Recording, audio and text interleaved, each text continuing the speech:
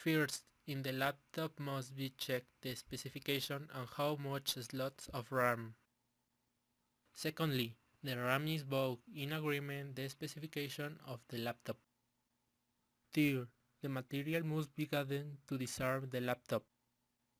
Then, the laptop is turned off and disconnect the power cable. After that, the battery is removed of the laptop.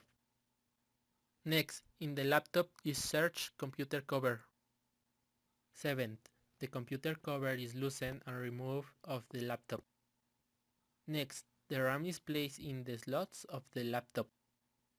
10. The computer cover is put in the laptop. After that, the battery is placed in the laptop. Then, the power cable is connected and turned on the laptop. Finally, in the laptop is checked the RAM.